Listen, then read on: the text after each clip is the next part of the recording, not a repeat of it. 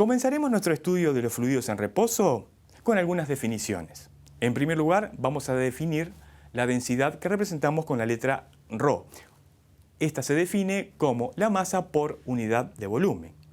Las unidades no tienen mucha sorpresa. Las unidades de la masa es kilogramos, la unidad del volumen metros cúbicos, por lo tanto, la densidad tiene unidades en el sistema internacional kilogramo por metro cúbico.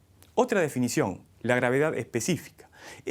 La gravedad específica de una sustancia se define como el cociente entre la densidad de dicha sustancia y la densidad del agua a 4 grados Celsius, cuyo valor es de 1000 kilogramos por metro cúbico.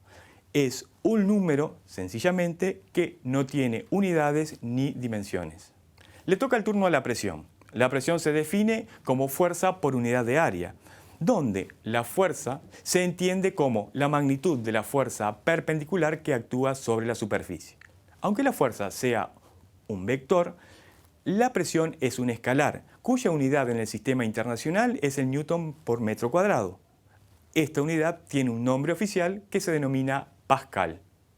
Experimentalmente se observa que un fluido ejerce la misma presión en cualquier dirección a una profundidad dada y que la fuerza debida a esa presión del fluido siempre es perpendicular a la superficie que está en contacto. Muy a menudo en nuestro estudio de fluidos vamos a utilizar esta ecuación.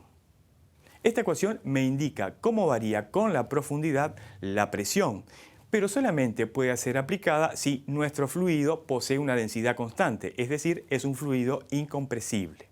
En esta ecuación, la h me indica la altura, o digamos la distancia por debajo de la superficie en el cual se encuentra el punto. G es la aceleración gravitatoria y ρ es la densidad del fluido. Si queremos saber cómo sería un pequeño cambio en la presión o una pequeña variación en la presión, sin obtener un delta P, tendríamos que sustituir en la ecuación el h por un delta H. La característica estructural de los fluidos hacen que a través de ellos se puedan transmitir presiones. El primero en observar este comportamiento fue el físico francés Pascal, quien estableció el siguiente principio. Un cambio de presión aplicado a un fluido en reposo dentro de un recipiente se transmite sin alteración a través de todo el fluido. Es igual en todas las direcciones y actúa mediante fuerzas perpendiculares a las paredes que lo contienen. Varios principios prácticos se basan en el principio de Pascal.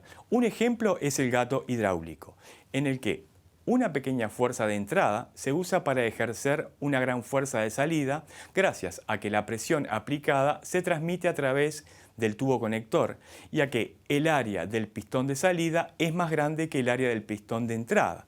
El elevador hidráulico es un dispositivo multiplicador de la fuerza con un factor de multiplicación que es igual al cociente de las áreas de los pistones. Hablemos ahora de presión absoluta y presión manométrica. Si la presión dentro de un neumático es igual a la presión atmosférica, este neumático estará desinflado. Ahora, si nosotros queremos que el neumático sostenga el vehículo, la presión dentro del neumático tiene que ser mayor que la presión atmosférica.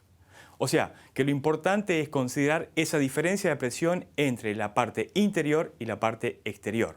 Por ejemplo, cuando decimos que la presión de un neumático es de 32 libras, que lo decimos con error, ya que sería 32 libras por pulgada cuadrado, o sea, 220 kilopascales, queremos decir que esta presión dentro del neumático es mayor que la presión atmosférica en esa cantidad. Entonces, la presión total en el neumático es 47 libras por pulgada cuadrado, o sea, 320 kilopascales. El exceso de presión más allá de la atmosférica suele llamarse presión manométrica y a la presión total se la suele llamar presión absoluta. Si la presión es menor que la atmosférica, como en un vacío parcial, la presión manométrica tendrá signo negativo. Llegamos a Arquímedes. El principio de Arquímedes establece lo siguiente. Si un cuerpo está parcial o totalmente sumergido en un fluido, este ejerce una fuerza hacia arriba sobre el cuerpo igual al peso del fluido desplazado por el cuerpo. Por fluido desplazado, entendemos el fluido que debería estar donde se encuentra el objeto. El empuje que recibe un cuerpo está directamente relacionado con su volumen, pero nada tiene que ver el peso.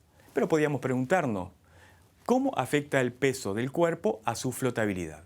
Para analizar esta situación, pensemos en las fuerzas que actúan sobre el cuerpo. Por un lado tenemos la fuerza de empuje generada por el fluido y la otra que es el peso del propio cuerpo. La relación entre estas dos fuerzas van a determinar la flotabilidad del objeto. La condición de flotabilidad para un cuerpo homogéneo que está sumergido totalmente es que la fuerza de empuje sea superior a la fuerza peso. Tomando en cuenta la densidad, vamos a presentar tres casos. En el primer caso, cuando la densidad del objeto es mayor que la densidad del fluido, entonces el cuerpo se hunde. Cuando la densidad del fluido es mayor que la densidad del objeto, el objeto flota. Y cuando ambas densidades son iguales, el objeto va a estar flotando entre dos aguas. Hasta aquí con fluidos en reposo. Ahora ya estamos preparados para considerar el movimiento de los fluidos.